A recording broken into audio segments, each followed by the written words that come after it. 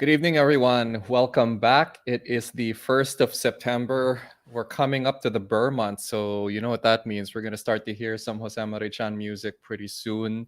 I'm actually really looking forward to it, but I hope I actually get to hear it in the malls where it's supposed to be and not just from my house. My name is Luis. I'm one of the founders of Bloom. You're watching the BloomCast. This is episode 22.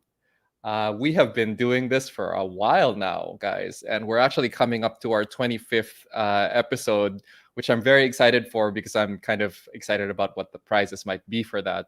I'm joined today by a great cast of guests, which I will introduce now.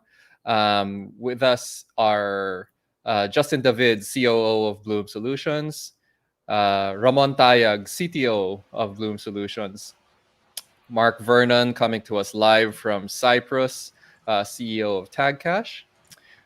Coach Eman, cryptocurrency trader, welcome back. Hey. And our guest for today, Miko Ilas from Binance Filipino, is going to be telling us about some cool new things in the Binance P2P marketplace, amongst other things. And I think there might be some prizes. I'm not sure. I don't want to hold you to that, but there may be some giveaways to look forward to later. So a little bit of housekeeping before we get started. If you're watching right now, I'm going to put a link in the chat. There are two ways that you can watch the Bloom stream. One is the normal way, which is bit.ly/Bloom TV. This is the link that you're always using. That's going to our Facebook live stream. The second way is bit.ly/Bloom TV2. And that actually goes to our YouTube. We've been getting some feedback that the YouTube live stream is actually better. The quality is better. It's not as laggy. So we're not quite sure yet. And what we need help from, we need help from our audience. We need help from you guys to let us know if you like the YouTube channel more, if you like the Facebook more, just let us know, and then we'll figure something out. Well, maybe there's some way that we can do both or something along those lines. So we're not quite sure yet. We're going to keep testing, but please let us know if you're watching on the YouTube channel. I see that Renalyn is watching us through YouTube. Hi, Renalyn. Thank you for being one of the brave first people to watch the channel from there. Okay. So how are things going, guys? We are now 6.5 months into lockdown, into quarantine. Longest in the world. We're setting some records. How many contact forms have you guys filled up in the last couple of weeks? Like, I feel like every time I try to get into some building, I am filling out a form now. You think they how would have about put you, that Miko? on apps by now? Miko, you haven't been on the show in a Yeah. while. What's your life been like during the last couple of weeks? First of all, Merry Christmas, everybody. And The Burr months already. whenever I see girls and boys selling lanterns on the street, something like that. Thank you. Binance has been pretty busy the past.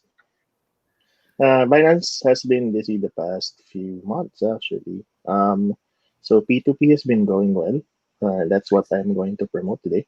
And there are a lot of other updates in that front. Like we are we are getting closer to the community, like running all these tutorials and trading competitions and stuff like that. So Eman, I think, is one of our avid influencers.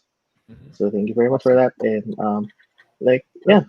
you gotta keep Have you busy. been stuck at home, or just have you gone out at all, or are you stuck at home all the time? Yeah, based on what I look like right now, I'm stuck at home. I've gained a few pounds. So, It's yeah. quarantine weight. It's just quarantine weight. It's fine. It's fine. Quarantine weight. Hey guys, like just quick poll of the people on the cast right now. Is everyone wearing pants or are we just are we just top Don't top? answer, Mark. No, I'm wearing standard uniform, which is shorts. Sorry. Oh God. Gosh, Okay. I All thought you right. were I gonna was really say- worried about what I was Yeah. about to see there. Okay. Okay. I actually put on pants just for this show. You never Wow. know, eh? So it's the only time I ever get to wear pants anymore. Nice. Coach Eman, where are you connecting from? Are you in QC or where are you Yeah. right now? QC. Okay. QC. Kamusta quarantine dyan? Wala nang bago eh. Same pa rin. Same. Just like Hey, how I was I'm at a- trading the markets since 2017. So, kulong lang sa bahay. Pero the problem is, there are places na I want to go pero, alam mo yun, para mawala yung stress. Pero, ayun, mas naging stressful. So, Have you gone to a mall? Have you gone to a restaurant in the last 2 weeks? Yes. Okay. Yes. Okay. So far. Cool. Are That's you good. contact I was in tracing Eman now? No, Haha. I'm just checking. I'm just checking where he's going. Yeah. I was at a grocery Uy, store in kailangan na QC mag-social yesterday. distancing. Mark, you need to distance a little bit.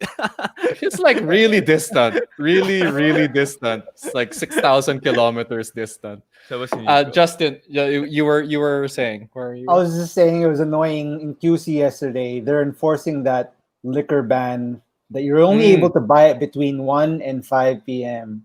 So I'm like in the grocery at It's called 11 happy hour. a.m. Let's go. Happy Yeah, hour. and it's all there, and I'm like, you can't touch it until 1 p.m., sir. And I'm like, really? can I just slip it in with my other stuff? No one's gonna see.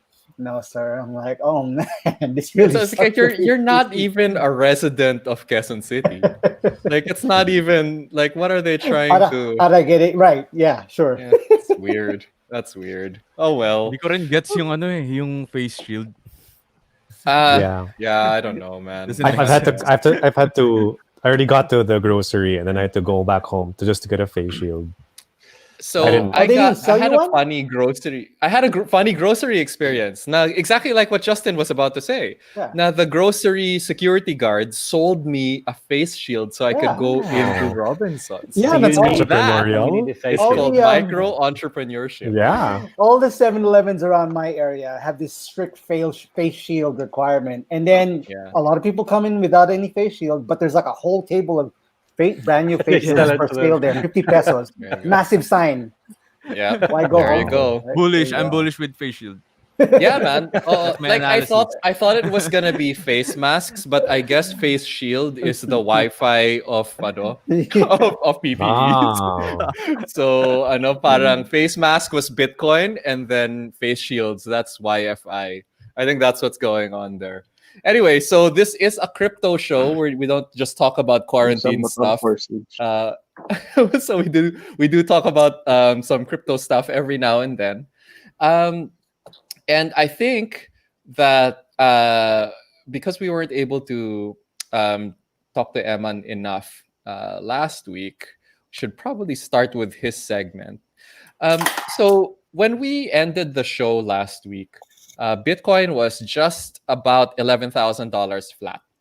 And as of actually, you know what? This price is a little bit lower than what it is right now. I think we're 11,950 right now. Wow. So we're doing okay. We're actually starting to test 12,000 again. Actually, over and over again, no, for the last couple of hours. Coach, tell us what's been going on. Share on screen. Yeah, sure. Yeah. Sige, I'll stop muna there so you can take over. This time, confident na ako mag-share. Nice. Actually, si Miko din mag-share mamaya. So, Ayan. So, tama ba yung share ko? So, last week, we've mentioned there's a probability. So, after wait, the stream, you there's a shared probability. bro, wait, you shared your StreamYard screen. Ay, sorry. You need to share your which browser tab? Ayan. Okay na. Here. There you go. Ayan. Okay, nice. So, last week after ng BloomCast, before pala ng BloomCast, or during BloomCast, we mentioned na probability is possible tayo mag-bounce around 11,200-ish. Mhm. So, nangyari siya. And then, we also did a couple of follow-up that hindi pa rin tayo bearish. So we're still the, or to put it simply, the trend in the cryptocurrency market still uptrend, intact pa rin yung trend. So for those who are shorting the market, please don't just wait na lang for the dip and go long. Okay. Kasi the opportunity in shorting is very small. So baka instead of growing our portfolio, baka ma-ego boost lang tayo because we predicted na, oy, bumagsak. Tapos, and then eventually, biglang nag-rally na naman siya. Just like what happened right now. So, we also had a follow-up then. Probability is magbabounce tayo with 12,000. So, if di nyo pa na-follow yung page natin, you can go to Cryptocurrency Trader sa Facebook and nag-update din tayo doon. So, next criteria that we are looking for right now, probability is we might test. So sabi ni Luis, 12,000, that is correct. But may but tayo, no? So first month natin ngayon, okay, first month natin for, ito na yung first week natin for September. So marami ng time frame yung nag-close and our monthly time frame is already closed na rin. So kung pupunta tayo sa time frame na yon, you can also see we are already above this high. So what does it mean? What does it mean, Coach? There's a huge probability we might visit itong area na to. So ano yung number na yun? That's around 14,000 to 13,000. Okay. Oh wow. So again, do not short the market. Okay. I know it's bear month, but it's not a bear month. Okay. Okay. Good Not a one. bear month. Okay. Okay. So just follow the trend. So intact pa rin. You can also see there's a couple of green candlestick, which is also a sign of momentum on the bullish side. So yeah, that's our market analysis for today. Okay. Coach, are you going to be able to stick around, or like how much time do you have? Siguro until 7. Okay, sige. Kasi I actually wanted to ask you a little bit about some of the DeFi stuff. Because I know that you've been trading the Y family, the Urine family, no? I'm sure you have. Okay, all right. Sige. Like I wanted to ask you a little bit about that because like I don't really understand what's going on there. Hindi ko rin Sige. naiintindihan. Basta alam ko uptrend. It's going to go up. Sige. Okay. Before we get into the DeFi stuff, I wanted to talk about this one really interesting what do you call it? Really interesting game that's built on blockchain. And it's called Axie Infinity. So the reason why I wanted to talk about this was because it was covered very recently in a CoinDesk article. The headline was here, so the NFT game that makes sense for Filipinos during COVID. So basically what it's saying is that the people who are playing this game, Axie Infinity, so I'll just read the first paragraph now. In the Philippines, one popular blockchain-based game is even providing pathways out of poverty and helping spread the word about novel technology.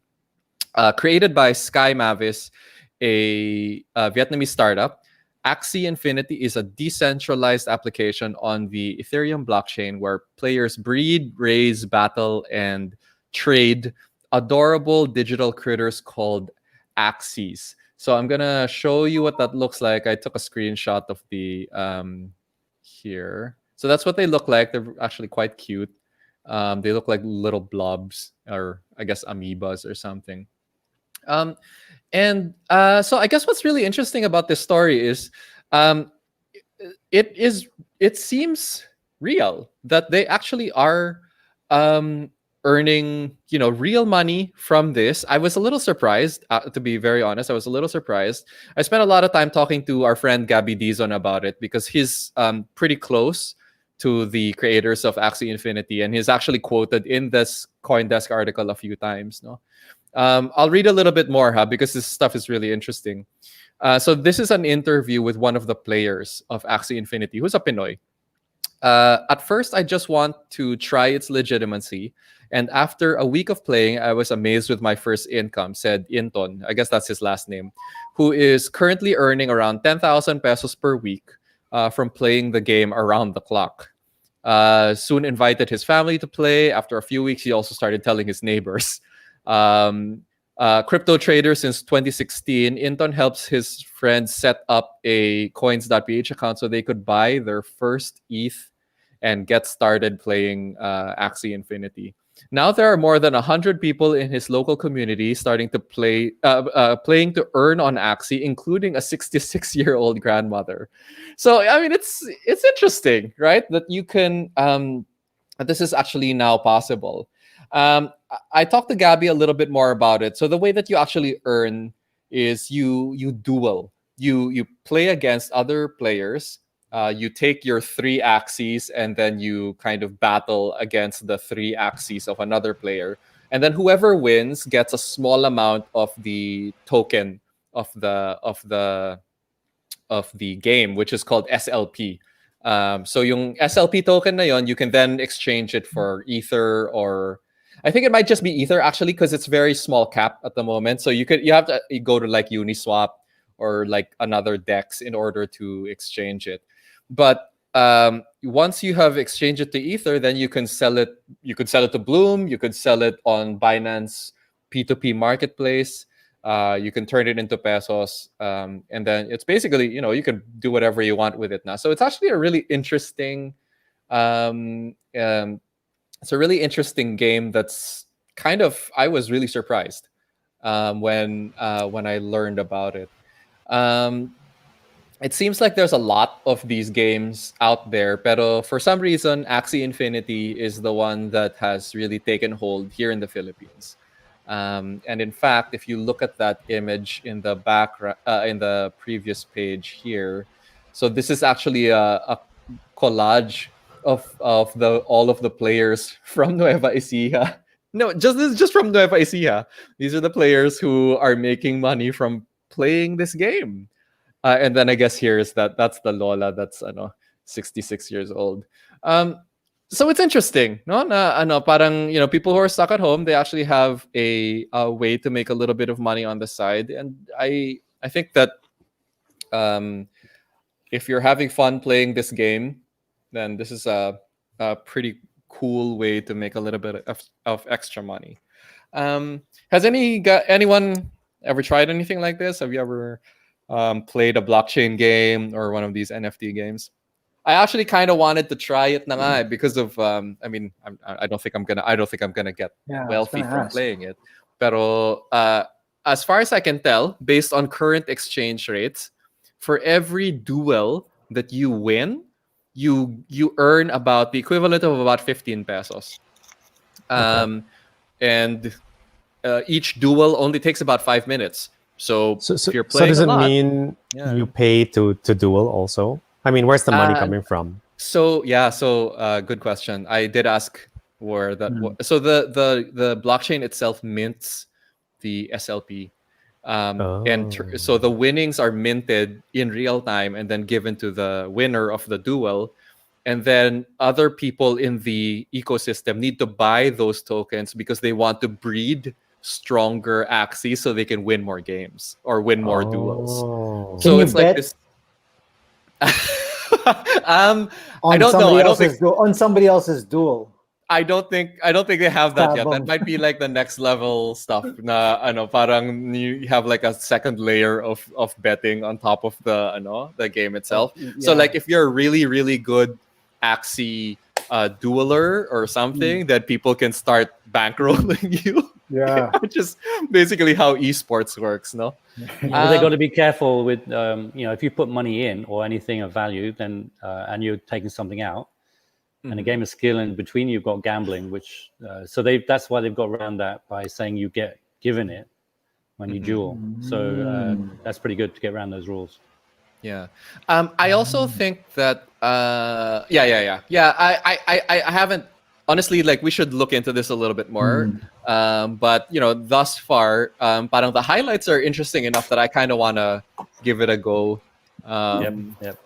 I'm going to be. This is my area under Tagbon. Creating NFTs to make for game mechanics. So I'm really interested in this. As soon as it came out, I knew Gabby would have a hand in it somewhere, or be involved with it somewhere. Yeah. Alex in the chat is asking, would it register to DTI or SEC? No, it's a game. It's a worldwide thing. Good luck with the DTI trying to enforce that in Vietnam. Yeah, it probably wouldn't work. I mean, I guess the worst that the Philippine government would do, and I doubt they would, is to block. No, well, to block whatever IP servers they have, right? Yeah. The worst they would do is warn it, like the SEC said, this is a scam. Yeah. But this is not a scam, so. Oh, well, because this is not completely on the blockchain. I'm fairly certain. Like, I'm guessing the gameplay happens on central servers. It's just that they have the tokens. They could block it, but that's why I said if it's not gambling, there's no reason for them to do so. Yeah, it's not a big enough example, I think, to be made of. Right. I don't think there's a ridiculous amount of money going through it, Naman. I don't think that's what's happening there. I think that it's just a really interesting example of a completely like this has nothing to do with lending or yield farming or anything. This is purely gaming, making money out of blockchain. So it's good. There should be more like this, and we get half the Philippines playing games, so it can bring money in instead of waiting for the OFW to send it back. Right. Yeah. So anyway, cool little example. I want to learn a little bit more about it. If I've got time, I'll install and give it a shot. And then if I'm no longer around next week to do the show, it means that I'm an Axie millionaire. So yeah. This is another Philippines related bit of news. There's a token called Swipe, a company called Swipe, I should say, that is completely built by a Filipino team, and they were acquired by Binance a few months ago. I believe that their main kind of business is they're creating a debit card that spends cryptocurrency. So it's a Visa or MasterCard debit card that will allow you to spend directly from your crypto wallet. Miko, this is one of the portfolio companies of Binance. Do you have any kind of highlights that you want to share about these guys? Yeah. So with Swipe team, they're based in the Philippines, but they're serving Europe. So they're involved in that card in providing a credit debit card linked to a crypto wallet, wherein they can spend their crypto on establishments that accept credit cards or debit cards. So they did well, and from what I know, Binance saw potential in the technology that they have. They provided. Yeah, as Eric said in the comments, it's like WireX and Crypto.com. It's another play with that. And another thing the thing with Swipe is that they're not just limited with that. They are with our acquisition of Swipe. We are exploring and even testing, as I speak right now. We're testing some integrations that are related to decentralized finance. Actually, right now, if you hold BNB in your Binance account, you are eligible for a weekly airdrop of Swipe tokens. So that's how much we got want some of those. So yeah, cool. Yeah. Nice. So I mean, in between you earning from Axel and being basically a game master, you can also park your BNB at Binance and earn Swipe tokens in return. So of course, the Swipe tokens will be also used not only for the credit debit card thing, but also there are solutions that the Swipe team is working on in the future. Like so probably from what I know, this is probably top level is something related to decentralized finance. It's just probably gonna be it's probably gonna be released soon. On my part, I'm gonna check with the Swipe team to. I guess that it probably deserves a more thorough explanation from someone from the Swipe team directly. Yeah. And or perhaps next week or so, we can invite someone from the Swipe team to join us here. Yeah, I mean, I'd really enjoy that. I wanna learn a little bit about how the staking works, because they also have staking.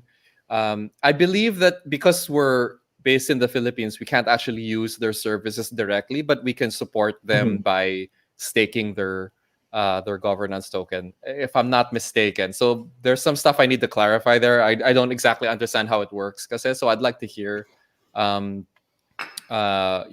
from them. Coach Eman, is this a token that you've looked at all? Yung SXP? Have you looked at these guys? SXP, I'm still waiting for white paper? bounce pa with SXP. Pero overall, meron siyang magandang volume, kaya nasa watchlist ko din to. Okay. So, yun yung medyo nakapuyat pag bull market, yung kakatingin ng watchlist, hindi yung kakatingin ng position. Nice. Sige, so let's Miko, if you by the way, coach. Yun nga, since nag-share na si Miko, by the way, I'm super bullish with BNB, not financial advice, pero super bullish. Mega super bullish. Okay. Gusto ko na si Emily yung nakakatanda ng disclaimer. Yeah, well, wala eh. I don't know. We're just really forgetful. What's the token for? I actually didn't get enough time to read through all of it, but I believe you can share in the governance. So that means like you can vote on certain things, like what the airdrop schedule looks like, what the tiers of pricing looks like. Parang you actually become parang the board of directors, except there's thousands of you. Something like that, huh? Preferred shareholder. Yeah. Okay, that's probably a better way to describe it. Yeah, I need to look a little bit more closely, and that's kind of why I wanted to talk to someone from Swipe. If our friends from Binance can help make an introduction, that would be cool. Was there a minimum on the amount of swipe you needed to be able to be considered as one of these voters? Kasi when you stake, I believe that's how you also get the card, the debit card. See, okay. So it's kind of like think about it like a deposit, an opening balance. Kaya that's why that number is really impressive. So they have $60 million in total value locked. That means these are the deposits of the customers that want to start using their card. They're offering a 4% cashback. So I'm trying to figure out where that money comes from. Because the merchant fees on that will only be 2% less than that in Europe. Oh, that's okay. Marketing maybe, right? Yeah, it could be just maybe marketing. just to begin with. Yeah, that's a lot. Yeah, but anyway, so let's not speculate too much. Let's wait until we can actually ask them directly, because I think it does deserve maybe its own episode. So anyway, I just wanted to kind of mention it now, para we can set up like later episodes. We can talk to them directly. I think that would be pretty cool. So speaking of Binance stuff, Miko, did you want to share your screen? We can. Did you want to share your marketplace screen? Yeah. Let me just share my screen. By the way, does anyone know where Binance is actually based? Secret. They've got like 4 different business entities that have licensing, right? Not in Malta. So I was just curious where. Anyway, Miko might be able to say Secret. where. Yeah. I don't think he wants to tell you. Yeah. Anyway, so this is our new announcement. Can you see it? Right. So that's fine. So Binance P2P, yeah. So we've worked hard on expanding the options for everyone. So it started with just linking your bank account with your Binance P2P so that you can transact with the buyers and sellers on Binance P2P using your bank accounts. Now last week we've launched Western Union, but the big thing today is they kind of want to emphasize GCash and PayMaya because these are basically the 2 biggest e-wallet apps in the Philippines right now. I think they have like 20 million users each, as we speak. With Globe, they've confirmed that it's 20 million for their part, and then with Paymaya, it's just their projection for 2020 would probably have been met at this point given the pandemic. Quick poll amongst the other guests. How many of us have both Gcash and Paymaya? Because I have both. Of course, I do. I have both. Yeah. Oh, okay. Yeah. So I was thinking that the 20 million that Gcash is talking about is also the same 20 million that Paymaya has. Very likely. Because the kind of person who would need it would probably just get both because they're not sure which one to go for. Gcash is more used for QR code and Paymaya is more for cards. That's the difference. The credit cards, you mean? Well, the actual physical cards? Physical and virtual. But okay. Gcash has like 70,000 plus actual locations to scan and pay. Right. So that's why they pushed a lot more on that side. So Gcash is doing, I think better than Paymaya. So in the chat, Zilong is saying he has both too. Does anyone else have both Gcash and Paymaya? I obviously I know that this is very anecdotal, no, but I had this theory that kind of the people who have Gcash, Paymaya, and coins.ph, they're all the same parang bunch of people. That being said, 20 million is still a massive number. That's still 20% of the entire population. That's big. That's a really big number. It's certainly nothing. Where's the buy Bitcoin in Gcash? I'm looking at it and it's not there yet. Okay. So this is how you can do it. You go to Binance first. You log into p2p.binance.com. I'm gonna show the website first, and later I'm gonna show the app screenshots because we can't really share our phone screens here. Payment settings. So it loads your details, and then I'm gonna click this quick add payment method. Oh, what happened? Wait, there you go. Okay, so Nico payment method. KYC'd. No, it's just an error. Because it didn't really load the. Wait a minute. No Gcash. Let me just check. It should show up there. I saw it. But I didn't. In the website, in the website, it shows up. So. Okay. The idea here is when it launches on the website, and I'm gonna check why it's not on the website. You're gonna find the payment method here.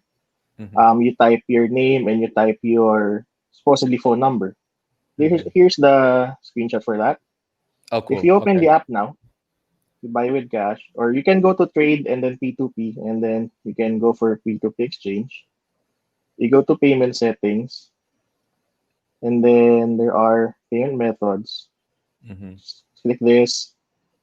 Look for add payment methods. You can type in Gcash or Paymaya, and then just type in your mobile number. And if you want to provide the QR code, then it's that's all good. Cool. So you can actually put the QR code also. That makes it a little bit easier. Okay. Yeah, it is. Okay. All right.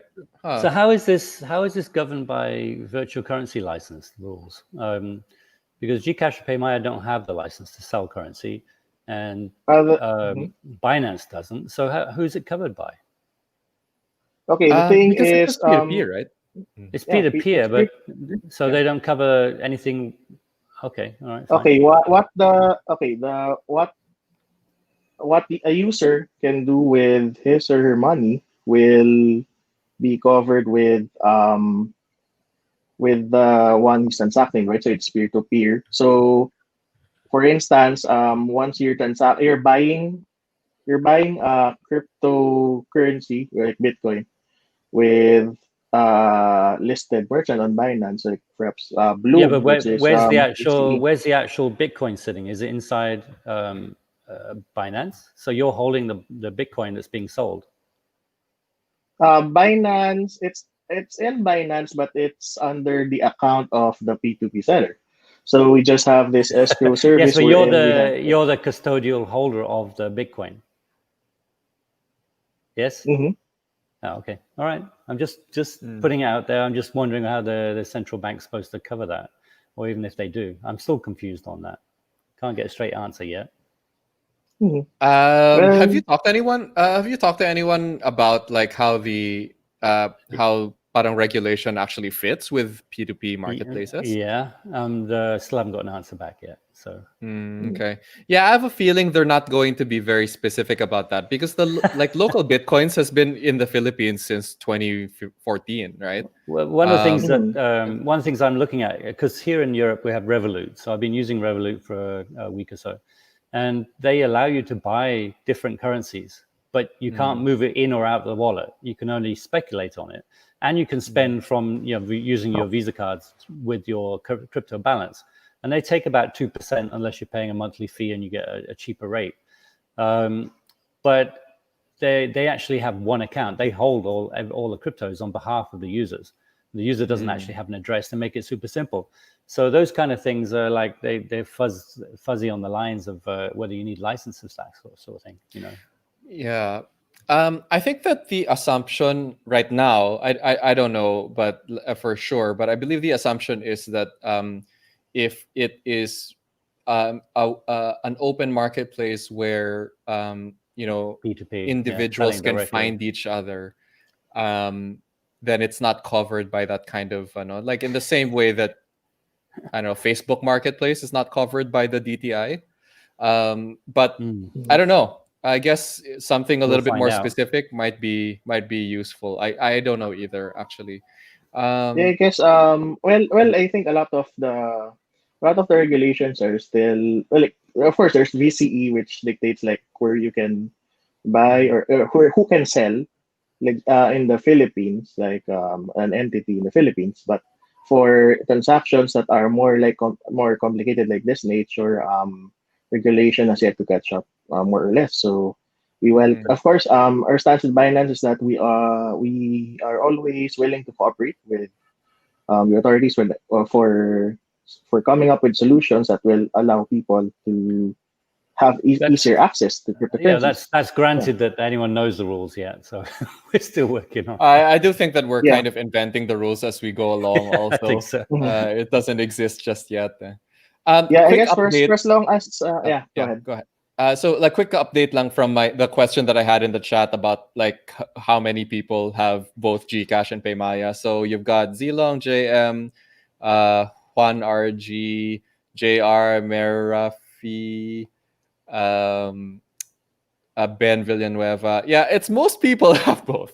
I think I think that parang even anecdotally it feels like that's a very common kind of thing to do, especially because there was a time when they were both Gcash and Paymaya were competing so much on promotions. So you wanted to take advantage of both. Like, Paymaya had so much cash back and Gcash had kind of these discounts or rewards or something like that. So like you'd try to do both to get as much value as you possibly can. And they throw in the Grab wallet as well. Probably everyone has. It's like so quick quick survey amongst the guests. How many people have more than 100 pesos in their Grab wallets? Me. Not anymore. I always have.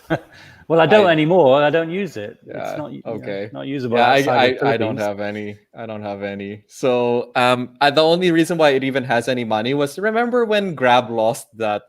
Was it some kind of lawsuit from the DOT or something? Or sorry, not DOT. Sorry, the FRB. So they had to kind of pay everyone back. So I have like 30 pesos in my Grab Pay. Because I used to have on average 2,000 pesos because I used to use it all the time, and they would top up automatically from a credit card. So I used it a lot, but I didn't use it for anything else other than Grab. And Grab Food now. They probably have some in there for Grab Food. Yeah, you would. BJ Rams is saying he thinks that Gcash is more useful. I agree. It is. I actually do agree, just because I can pay directly. From the, like, I don't have to go through the credit card path with Paymaya. So with Gcash, I like that I scan literally what I it just takes the money directly from my wallet. So I find that a little bit more useful. So I think in the future, then you might see maybe Gcash, Paymaya, Grab, whatever, using crypto as a backend, just like Swipe, so you can spend your crypto instead of topping up. Might be if everyone's doing it. like Swipe, Revolut, and so on, then it's just a matter of time. Well, actually, I think that with what Binance is doing, you might actually see that sooner rather than later. But it'll happen very grassroots. Binance is turning into a bank. I mean, it's basically a neo bank. It's a new type of bank. Yeah, so it's pretty cool. I think so too, actually. Sorry, Miko, were you still sharing your screen? No, I am good. Okay, sige. So main I guess the highlights. Paymaya and Gcash are now available as payment methods in Binance P2P marketplace, and people Bank like Bloom have a transfer. hard time. Yeah, people like Bloom have a hard time taking advantage of that because financial institutions actually have a really hard time getting Paymaya and Gcash accounts. It's not straightforward for us, but for normal users, it's going to be very handy, I think. And but obviously, not for a lot of. I mean, you have a limit on both of those still of 100,000 pesos a month. So it's not like you're going to buy a lot of. Yeah, that's pretty small. And that's in and out. Gcash is both. Gcash can get you up to 500 now. So Gcash can go all the way up to 500,000. You've really got to go through the hoops to do that. Let's just say that they will ask for a lot of information about you. Yeah. Hey, Mark, I think you're going to like this comment. So, go on. Jose is saying, I don't have Gcash nor Paymaya, I only have Tag Cash. Wow. I feel like this is that your alternate account, Mark? So I hope. So whoever you are, I hope that you win the prize later. You're on red, Mark. Okay, all right. Nice. So that's pretty Mark's like cool. a burner. Yeah. Oh man, why don't we have any shills for Bloom in the audience, guys? Like we gotta say. Oh well, anyway, let's try to work that out. Sige. We did look. Is he? Well, he should. What the hell? Okay, that's kind of sad. Yeah. So like, our co-founder who is in the chat says, "I use GrabPay at least once a day to buy coffee now." Yeah. Okay. Shit. That's great. Okay. All right. Miko, anything else? Did you wanna do like a quick I don't know if you actually had any did you still want to do your giveaway or do you want to wait until later? Yeah, just later. Have it alongside the promos. We can actually do it now. Did you need to bounce or are you happy to stick around? Yeah, sure. Okay, cool. Okay, great. Sige. So we'll do it all at the same time na lang. Para we're in kind of the comment picking mode. So Tag Cash Shill is he means that in a nice way. It's not meant to be offensive. Okay. So this is interesting. Gcash limit is 10,000 per day without bank card. I actually didn't realize that. Yeah. I don't think I've ever seen that limit. We should check that out. Really? I spent more than 10K with that. Oh no, I got a bank card. You mean the Gcash card that goes with it? Yeah. I think so. Yeah, I got both. I've never used the card though. Had it hacked, but never used it. Right. Okay. Oh look, we got a Bloom shill, guys. I bought from Bloom yesterday in Paxful. Thank you, Benson. Thank you for mentioning us. It's the limits in the Philippines are 100,000 inwards, right, etc. So over here, I set up a Revolut account with a passport, no proof of address, and I've already put in I've sent a lot of money, and I've been sending money from Bitstamp as well, from a Bitcoin exchange into Revolut, no problems. Whereas if you try and do that in Cyprus or in Spain or other countries, they just close your bank account. And apparently in Philippines, BPI and BDO are also closing bank accounts if you get funds from Bitcoin. I'm not sure. Do you know? No, they're not. Yeah, it's hard. They ask more questions about it, but they're not closing the actual account. But they're so they just not supported as much yet. Yeah, in the chat, JR is saying it's better that Gcash and Paymate enter so that coins.ph will lower their fees. I actually don't know what the fees of coins.ph are. Are there fees for withdrawal? I thought everyone was doing free withdrawals this year because of the quarantine and stuff. That's going to end at the end of this month for most banks. No shit. I thought it was at the end of 2020. September. Most banks except Union Bank and a few other handfuls. But everyone, all the major banks are going to end the freebie until September 30. Okay, so there you go, audience. If you are, I think, if you are gonna open a bank account this month, it probably you might as well get Union Bank because at least you'll get free InstaPay transfers for the next 3 to 4 months. For the end of the year, yeah.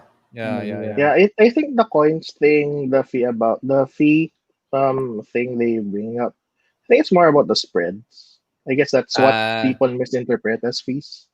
Right. Yeah. Okay. Yeah, I mean, you pay for convenience, I guess. Yeah.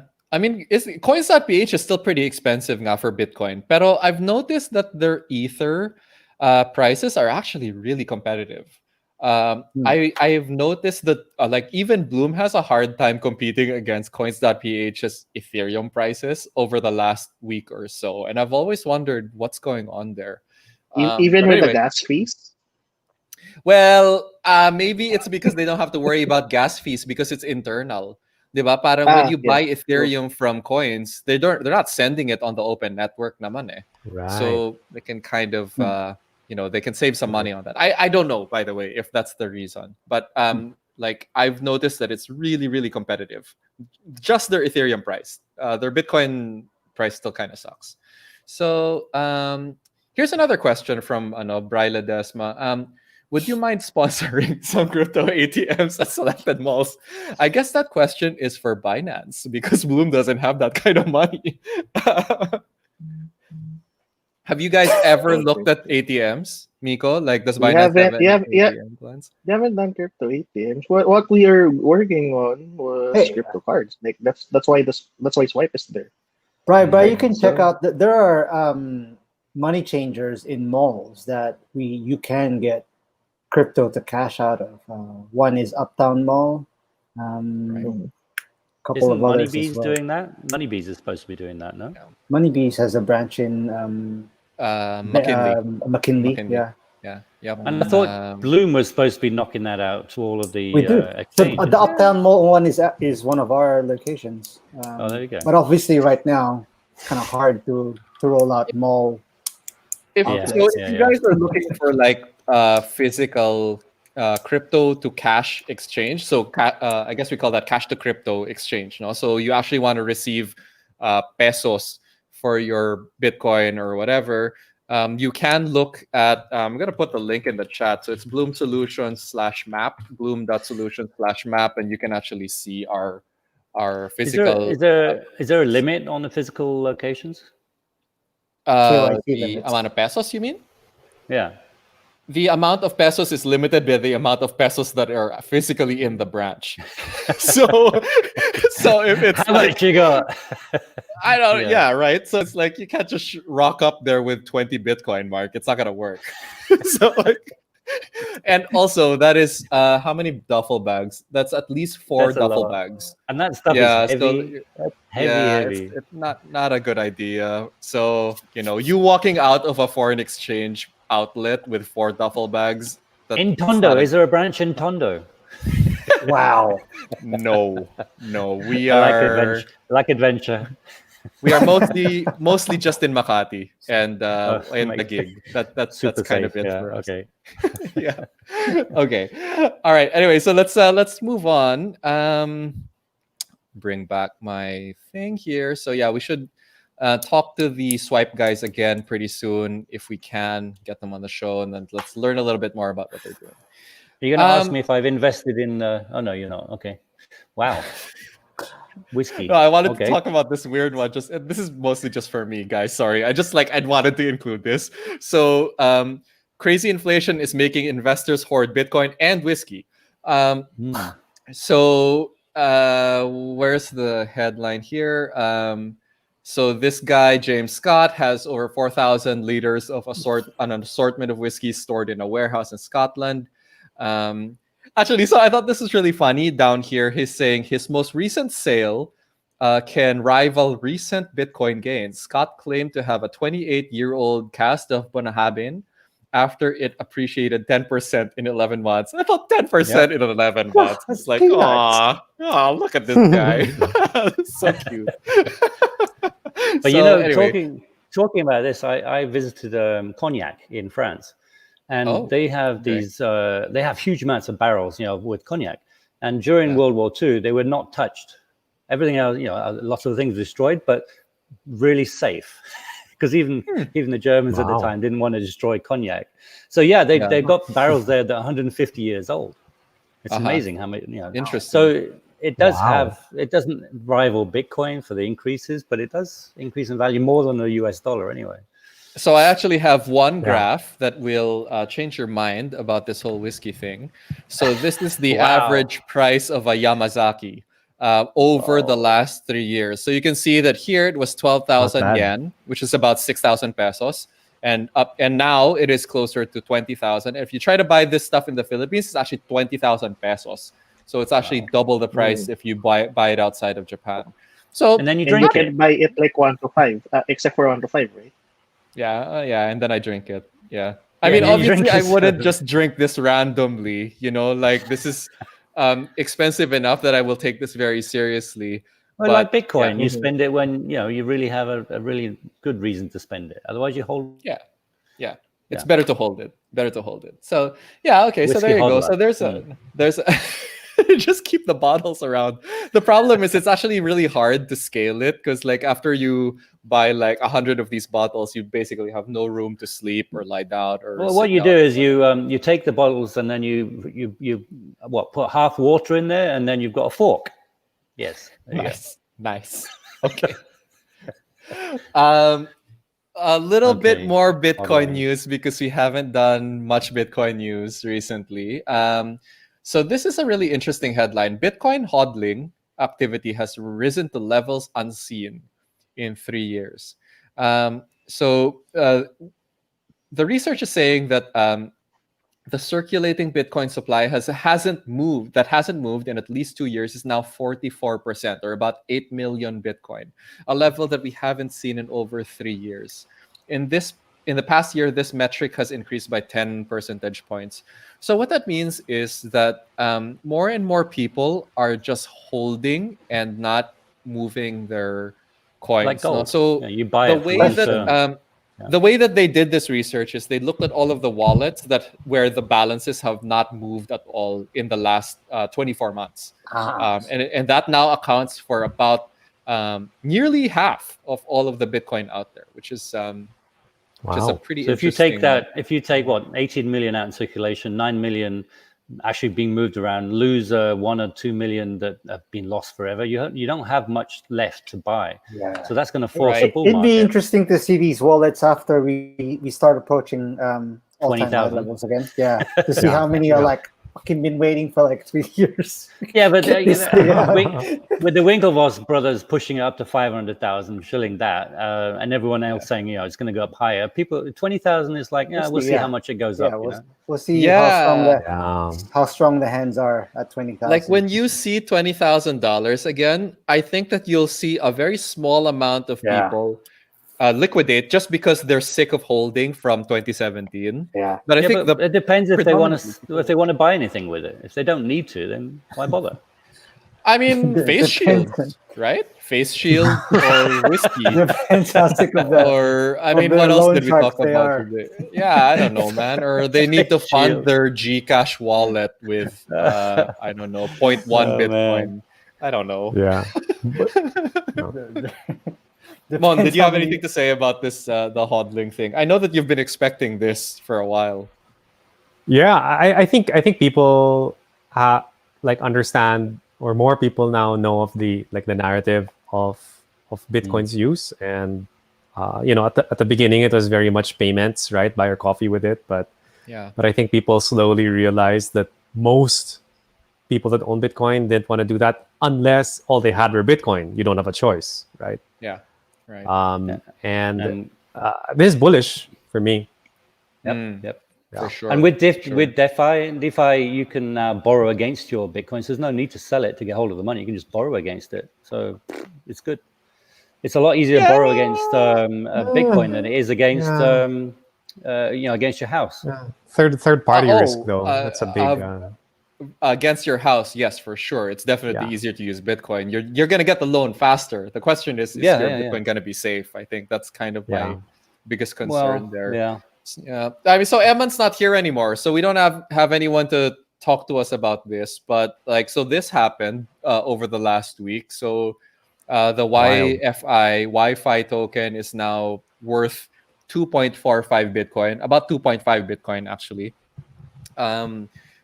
Which is, I don't know any other words to describe it. It is a wild and a very unexpected kind of and price. it'll probably go down. So it's a case of when it will go down. Yeah, so the reason why I wanted to bring this up is because, the thing about crypto, it's so easy to make copies of things, right? So if something is very popular, people will take the code because it's all open source. So they'll take the code, they'll make their own, right? So you saw it with Bitcoin. Bitcoin has 70 forks, 70. Ethereum has about 150 different forks. Interesting. Most of them you will never hear about or whatever, but because the code is so easy to just make your own version of it, right?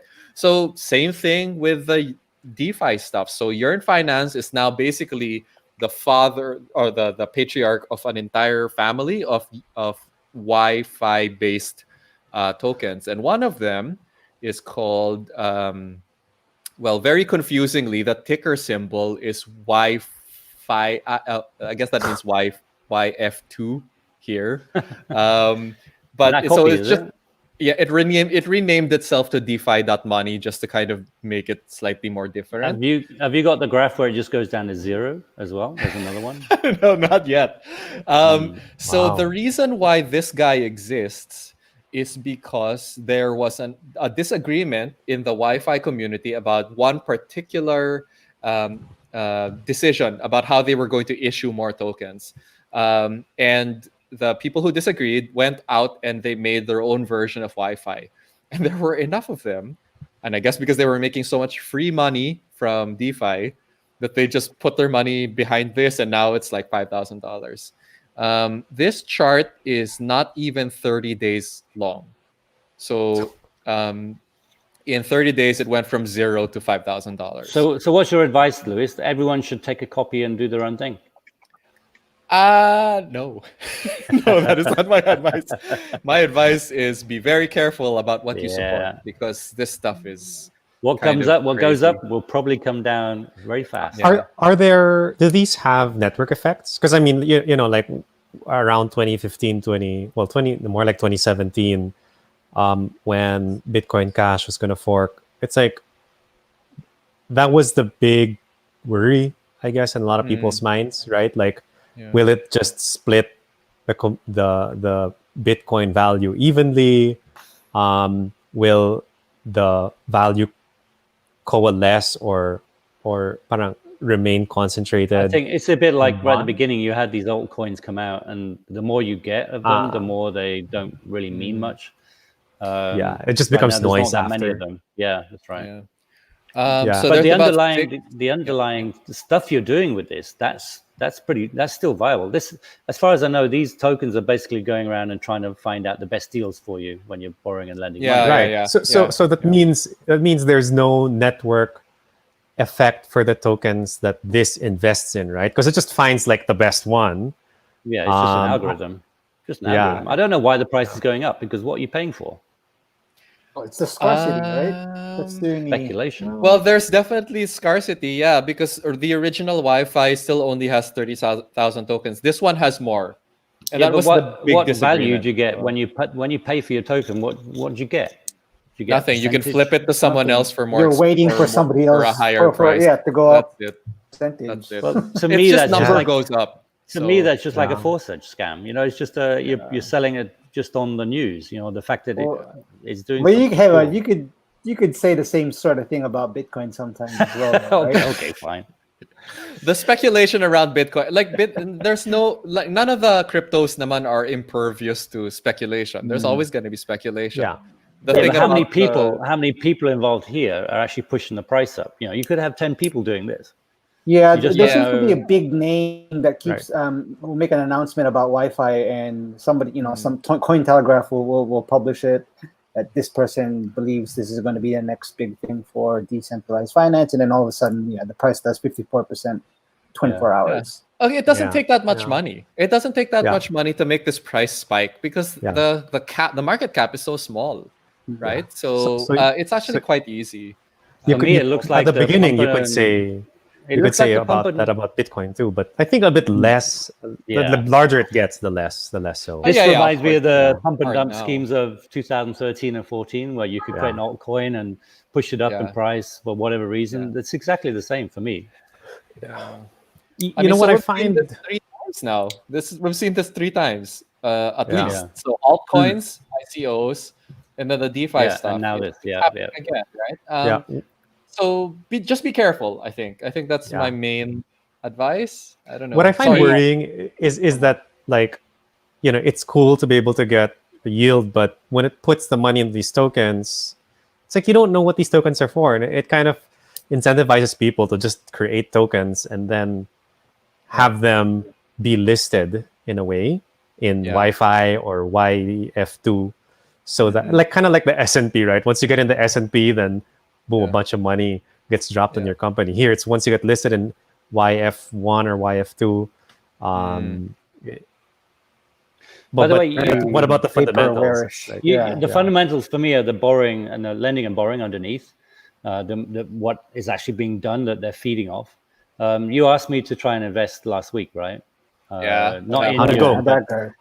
Well, I didn't bother because if I sit on Ethereum, right, which I got a stack of Ethereum and Bitcoin. So Ethereum, if I lend it, I'm going to get 0.1% return. So if I turn, if I turn that Ethereum into DAI, and then I'm working on 4 to 6% per year, and already in the last 2 days, Ethereum's gone up by 10%. So on a bull market, there's no point in me. I'm not going to get the returns. But for the traditional money market that doesn't really get into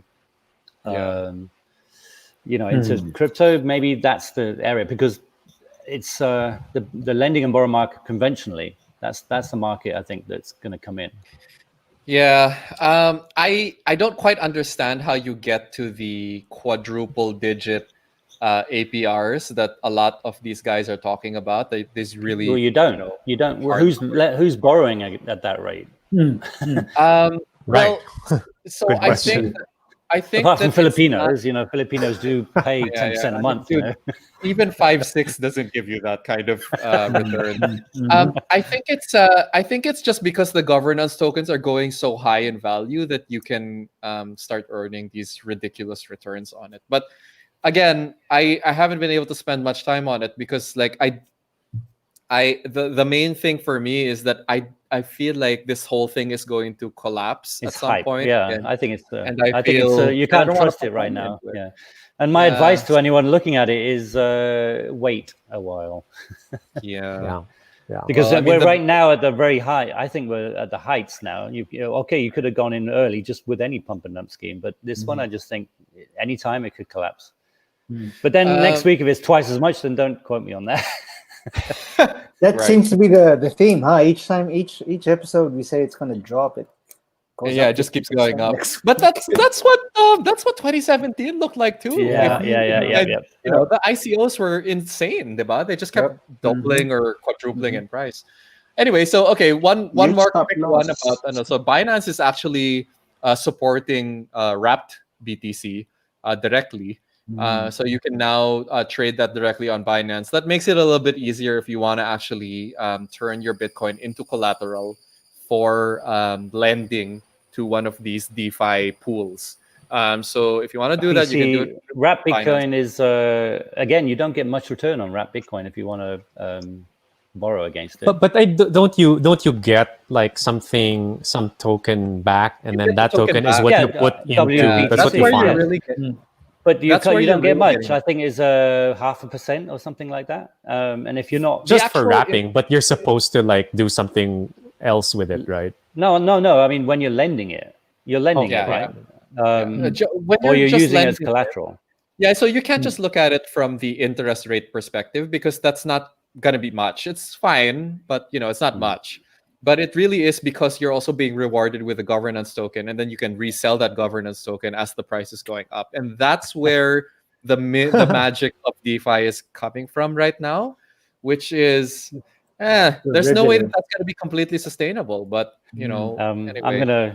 I'm gonna be conservative and just say I'm still on the sidelines and let other people tell me what they do.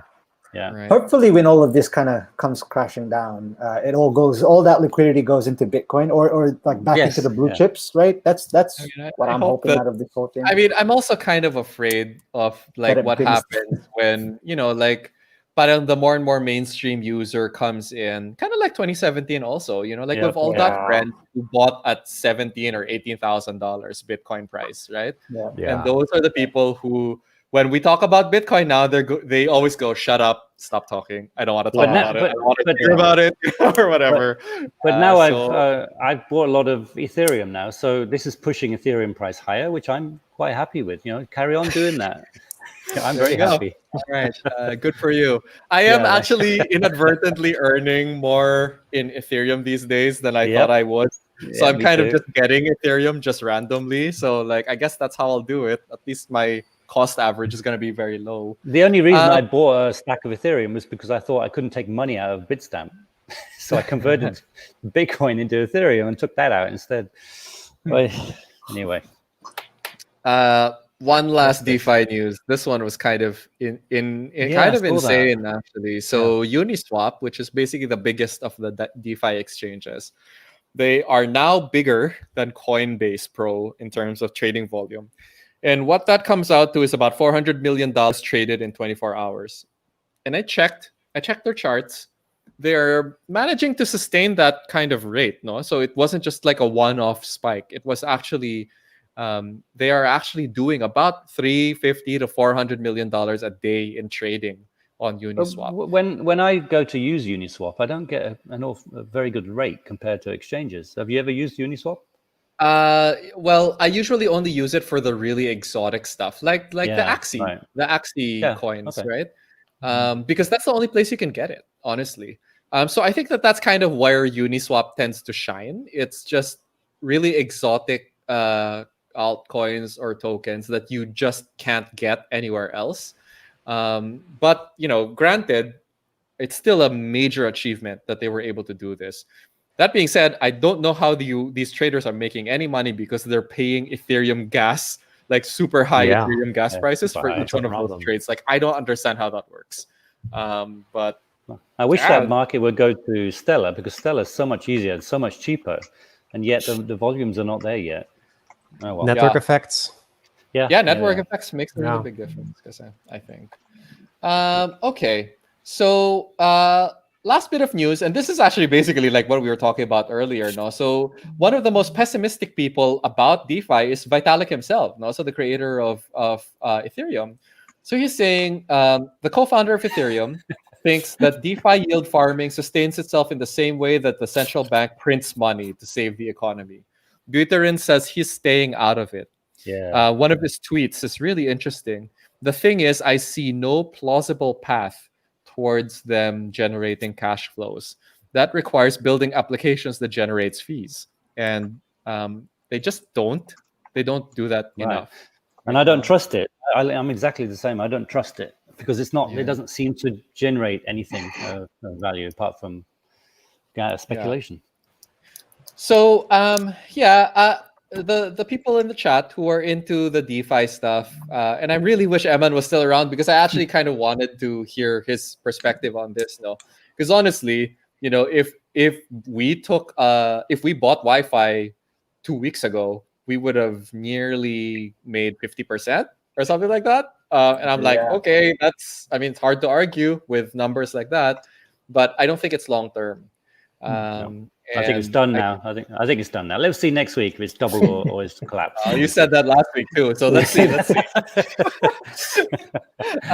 So I guess parang this is just the general recommendation of the show is if you guys are gonna play around with this stuff, just be very careful. because you could be buying it at its most expensive, and then a few days from now, a month from now, or whatever, it could drop really hard, and you could lose your money. So yeah, in the chat, Ian is saying that he's surprised that Binance listed sushi. Sushi. So sushi I is love that. another. So like I said, if you have a successful project, people will try to make a competitor for sure, right? So Uniswap has a big competitor called SushiSwap. I don't know anything about it other than it exists, and it already is starting to massive already. it's already starting to challenge the volume of Uniswap, and it happened in just a few weeks. Which is, I think, what happens when all of the trading is being executed by things like Wi-Fi. Nah, it's just looking for the best possible trade or the cheapest way to execute a particular transaction. So it's not humans making these decisions anymore. It's just smart contracts, which is kind of, I don't know. The market is moving at a pace that is just unheard of. I've never seen anything like it. Anyway, so next week you might be talking about how SushiSwap is now more expensive than Bitcoin, which is weird again. Yeah. Okay. Final words. Let's see if there's anything here. I just had one other one. It's like, so here's an example of a fucking ridiculous price, right? So Robonomics token is now trading for $95,000 on Uniswap. How many tokens are there? So another one. 10? There's like Yeah, very, very little. It's a maximum supply of 100 tokens. There we So go. it's not Okay. not a lot. I just thought that the price was really funny. So we're gonna see this a lot, guys. We're gonna see this a lot because you're gonna see a lot of these governance tokens that have very, very few units, and because of that, it is possible for the price to go up this high, right? I mean, if there's only 100 of them, so $95,000 worth is 9.5 million. Yeah, Stuff like I think this. the most But you sensible way to look remember- at this is just the market cap, Yeah. right? Yeah. Because the token supply could be so drastically different, like this one. Yeah, I mean, XRP was doing that back in 2014, 2015, right? Don't you remember Unobtainium and all of that stuff? Those highly priced. Yeah. But there's 32 But created. but unfortunately, like they get the news headlines because they have 10 tokens and each one is $95,000. Right. I mean, this should not make it too hard to imagine Bitcoin at $500,000, right? By the time that comes around, if we've seen a bunch of these over the next couple of years, it's not a huge thing anymore. That the way you justify it is because fuck man, if Robonomics can be $95,000 in a week, what the hell, right? Because I mean, isn't that interesting? That's probably in this point of history. That's the highest priced hard money out there right now ever. 95,000 for one unit, and somebody's buying it. I'm not entirely sure if you can qualify this as hard money, but I mean, somebody's buying it, right? Somebody at the shortest time frame, somebody, or you could have said that about Wi-Fi before Robonomics came around. I'll tell you what, I'll create a coin with 10 tokens, 10 coins, and I'll buy it from myself for 100,000 each, and then I'll have 100,000, and then they'll hit the news, right? Okay. Have you already done? Isn't Tag Cash already been around, Mark? Let me know if you're man. Let me know if you're doing any airdrops for that. Yeah, right. I'll be happy with one. I'll be happy with one token. I'm happy. I'm sticking to money. I'm sticking to money these days. Less crypto. Yeah. Okay. Anyway. Okay. People in the chat. Please send in your questions. There is one question. Any idea about Sumcoin? I have no idea what that is, man. Sorry. Like, has anyone heard of this Sumcoin? Is that listed on Binance? Not Sumo Coin, because you have sushi. So I think they're just making it up now. They're making it up. Yeah, I don't know. Sorry, man. But we will know if it's doing anything interesting. We will talk about it. $100,000 per Sumcoin. We'll talk about it next week. Sige. Yeah. Actually, I'll talk about it if it's only $50,000. I'll talk about it. Okay. There's a minimum. Amount, so you can make the supply 2 tokens, $50,000 each. Ooh. Okay. Pretty good. I like that. Wow, Oh man. that's 363 billion total market cap. No, that can't be right. Yeah, I don't know. So I mean, I'm basically seeing these days it's more about like the smallest number of supply so that you can force a really, really high token price. I think that's kind of That the used- strategy that's really working right That's now. happened over the last 10 years, create a coin and do that. But when it gets to actually, actually trading it, it never stays anywhere near that. You can introduce a coin at any price, any price. Yeah, it's hard to pull it off. So I'm not going to anyway. try again. Okay. Okay, so let's see how we're gonna do this. Miko, do you want to do your giveaway first? So okay, sige. So what we'll do is we'll do I guess we'll have to do 4. We'll pick 4 winners. One of them will win the Binance. Is it a shirt? Are we giving away a shirt, or are we doing something else? Yes, Okay, sure. okay, cool. So we're gonna do a Binance shirt. That's the first winner, and then the other 3 winners are gonna win 10 USDT each, 10 tether each. Okay, so I'm gonna hit the button now. And here we go for the Binance shirt.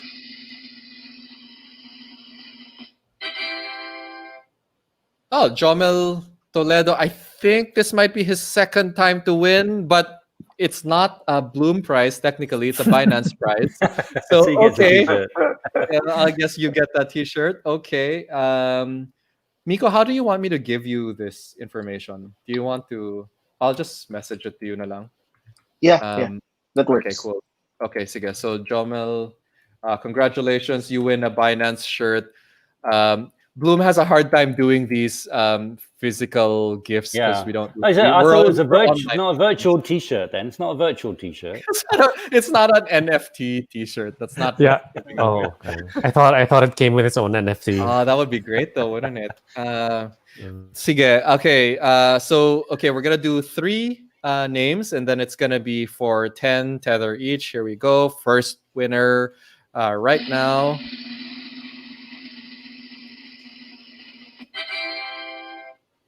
Wow. Do it again. Fine, we can't. It's like I also don't want to give Israel 10 tether. You just don't want to. No, I don't want to. Yeah. Okay, here we go. One more time. Or 3 more times, I guess.